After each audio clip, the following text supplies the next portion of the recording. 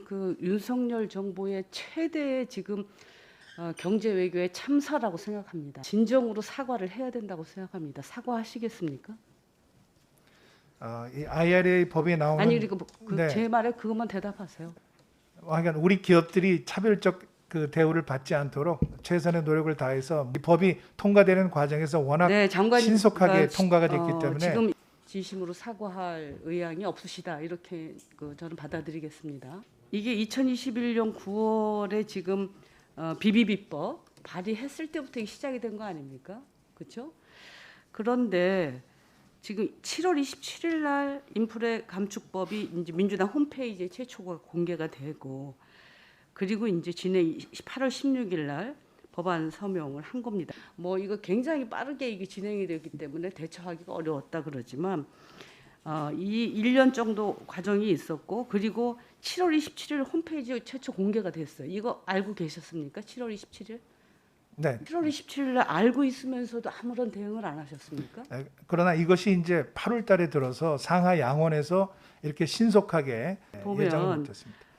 상원에 8월 3일 상정이 됐어요. 8월 4일 날 펠로시가 왔습니다. 5월 달에 그 바이든 대통령이 와서 지금 한국은 자기네들 9만 4천 명의 중산층을 먹여 살리는 가장 큰 무역 투자 파트너라고 얘기를 했습니다. 그리고 우리 기업들이 자기에게 투자해 주는 것을 지금 따라가지 않았습니까? 굉장히 유리한 상황에 있었습니다. 우리가 협상에 있어서.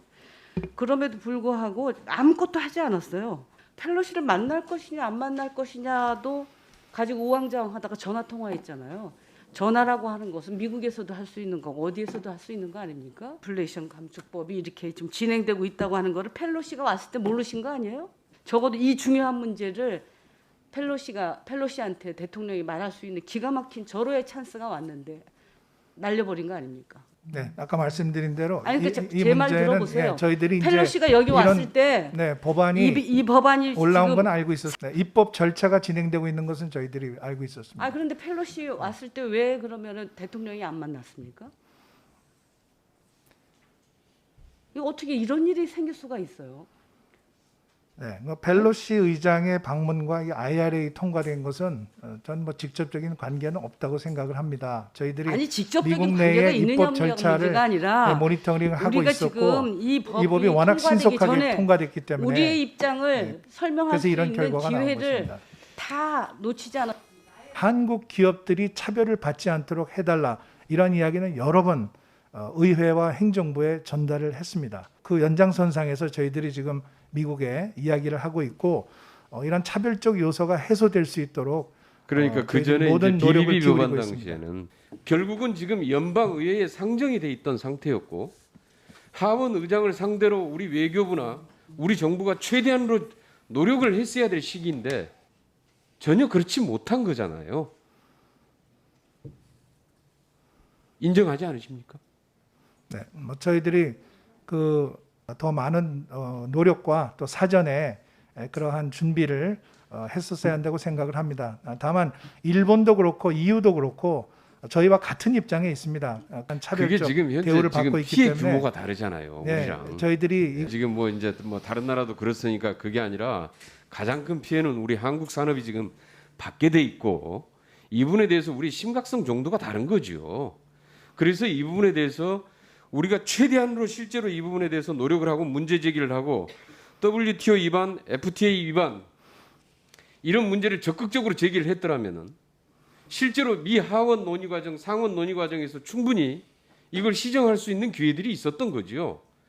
그런데 이 부분에 대한 노력을 전혀 안 했던 겁니다. 전혀 안 한 것은 아닙니다. 계속 의회와 행정부에 저희들이 메시지를 전달을 했습니다. 연방 의회에 상정이 됐을 때는 연방 의회에서 논의가 돼야 되고 거기서 실제로 수정이 되더라도 수정이 돼야 됐어야 될 텐데 실제로 그렇지 못한 거죠. 그런 것들이 지금 현재 그 펠로시 의장의 방안에 대해서 펠로시 뭐 패싱 문제하고 같이 결합이 되면서 전혀 노력을 하질 않았다. 그 노력이나 이번에 대응을 전혀 하지 않아서 결국은 초래한 결과다라는 겁니다. 우리 정부는 또 주미대사관이나 또 정부 쪽에서는 도대체 뭐 하고 있었는지 예상보다 훨씬 신속하게 통과가 되었습니다. 뭐 이거를 법률 시행을 한국의 경우에만 유보하겠다. 뭐 그걸 노력 중이다라고 하는데 그게 가능하겠습니까? 법률 개정이 없는데 어떻게 행정부가 임의로 유보를 시킬 수 있겠습니까?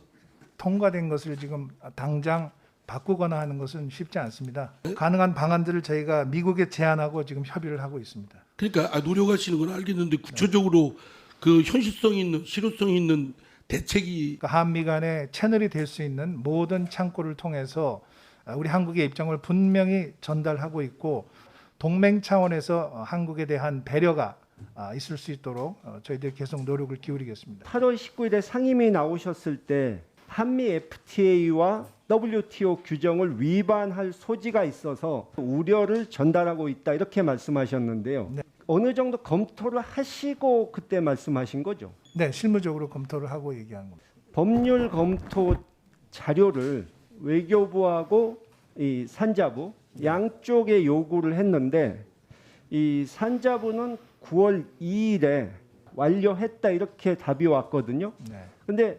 외교부에서는 9월 5일까지도 아직도 검토 중이다 이렇게만 얘기를 하더라고요.